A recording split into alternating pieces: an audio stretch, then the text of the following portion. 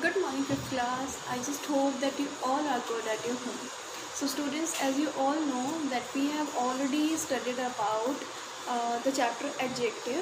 So, today we were going to understand another topic from the same chapter, adjective, and the page number is, you have to open page number 56 of your grammar book. Okay, and the topic is interrogative adjective. So first of all, I told you, whenever you heard the word interrogative, so interrogative interrogative means wherever the question form is given to you, like आप what use करते हैं, which, where, when, like these are the interrogative adjectives. Now, interrogative adjectives are words that qualify or modify noun or pronoun, जो कि pronoun और noun को qualify करते हैं और मतलब उसको थोड़ा change करते हैं. They are interrogative, which means they ask question. I told you इसमें only question form ही होती है. Interrogative means यही होता है, like what, whose, where, who, which, okay, how. These are interrogative adjectives. Example, whose car is this, ये किसकी car है. Where is your bag, where is your bottle, like this. Whose books are these, ये books किसकी हैं. So like this, with what we are using at the place, wherever we are going to use what, which, where, who, and how. These are the 6 known as interrogative adjective. Clear everybody? So there is a focus point. Interrogative adjectives are different from interrogative pronoun. Interrogative adjectives जो होती हैं वो interrogative pronoun से अलग होती हैं. Obviously you know the difference between adjective and pronoun. Okay, pronoun we use at the place of noun, and adjective which is tell the about to describe a noun or a pronoun जो describe कर रहा है, that is adjective. Clear everybody? So interrogative adjective modify nouns, whereas interrogative pronoun जो interrogative adjective है वो noun को modify करती है, change करती है, whereas interrogative pronoun do not describe noun. जो interrogative pronoun है वो noun को describe नहीं करती है. They are not followed by noun. वो जो pronoun है वो followed नहीं करती है noun से. They follow verb. उसमें verb follow होती है, the action you are actually doing. Verb means the action you are doing. Okay, like who are you, आप कौन हो, like you. Whose is this book, ये किसकी book है. Which is the best way. So these are the interrogative pronoun. Difference between interrogative pronoun and the difference between interrogative pronoun and interrogative adjective. Clear everybody? So this was the topic. Just you have to remember whenever you whenever you मतलब जब भी आप interrogative word के बारे में सुने, so आपको ये पिक्चर पहले क्लिक हो जानी चाहिए, द क्वेश्चन फॉर्म. ठीक है, क्वेश्चन ही होता है वो, जिसमें you will going to use what, which, where, who, whom and how you will going to use. Clear everybody? Okay, fine. Now there is a picture story. Riya, Priya and their friends have participated in a cooking competition. ये 3 friends हैं जिन्होंने cooking competition में participate किया है. Riya, which dish has been selected in this round? तो रिया कहती है कि इसमें से कौन सी डिश है जो कि इस राउंड में सिलेक्ट की जाएगी. Ask Priya, वो प्रिया से पूछती है. Next, now page number 57. Please see page number 57 of your book. Not non yet, अभी तक नहीं. रिप्लाइड रिया, रिया कहती है कि अभी तक नहीं पता है. येट मीन्स जो चीज़ आपको अभी तक नहीं पता है. विच डिश इज़ योर्स, इसमें से तुम्हारी डिश कौन सी है, रिया पूछती है. After that I made chow mein, replies Priya, जो तो प्रिया है वो बोलती है कि मैंने चाउमिन बनाई है. After that all have made the same one, सब ने कुछ एक जैसा ही बनाया है, सेज रिया, तो रिया यही बोलती है. Master chef, can you tell us whose dish is selected in the round. Master chef जो कि लाइक कुकिंग में परफेक्शनिस्ट होते हैं, मास्टर शेफ्स, उनको पूछा उन्होंने कि प्रिया ने पूछा कि मास्टर शेफ इसमें से कौन सी डिश है जो कि आपने सिलेक्ट की है, प्लीज़ टेल अस. तो प्रिया पूछती है ये.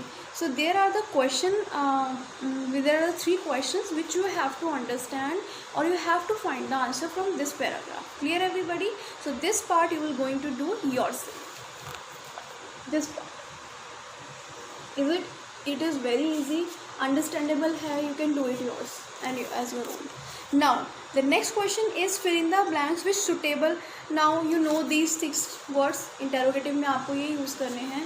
तो according to the sentence, according to the question, you will going to put that thing. what means क्या होता है, which means कौन सा, what means क्या, which mean कौन सा, where means कहाँ, who means कौन, whom means किसका, how means कैसे.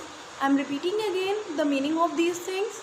what means होता है क्या, which means होता है क्या, सॉरी what means होता है क्या, which means होता है कौन सा, where means कहाँ, who मतलब कौन, whom means किसका, and how means कैसे. कैसे, how will do it, हम कैसे करेंगे.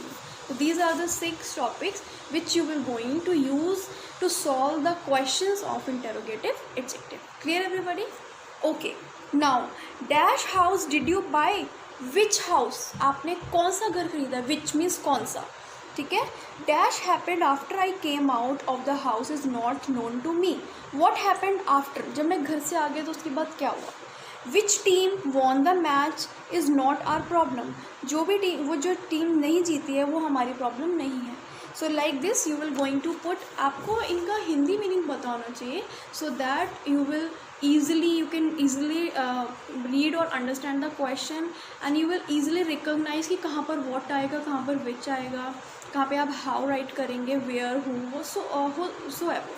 ठीक है, इनमें से. Now please turn the page, that is page number next 58.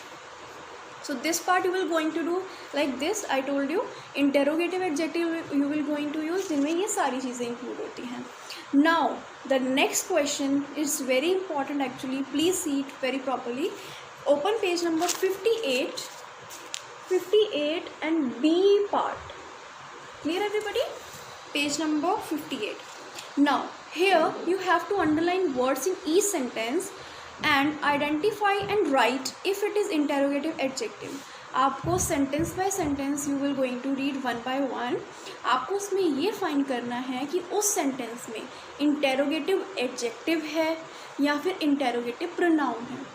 अगर उस सेंटेंस में इंटेरोगेटिव एडजेक्टिव है you will going to write I A, and if it is pronoun in this specific sentence you will going to write IP, interrogative pronoun. Clear everybody? Okay, now we are going to see and read the question one by one. First part, who threw the football? Threw means होता है फेंकना. Who threw the football? ये football किसने फेंकी? Obviously यहाँ पर जो है that is pronoun. Threw the football कि किसने फेंकी है. Which book is yours? इसमें से आपकी कौन सी बुक है? So obviously it's a adjective. इसमें आपको specifically we are not talking about the pronoun. Next, what would you prefer? Coffee or tea? आप क्या prefer करेंगे, coffee या फिर tea?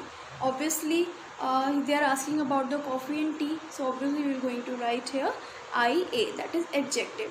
What color is her hair? उसके जो बाल हैं वो कौन से कलर के, colour we are asking. So we will going to write IA. So students, I just want that you tried it yourself. There are many of the questions given on page number page number is 58, B part. Okay, so please read it, understand it properly, read the please read the reading pages also according to the explanation.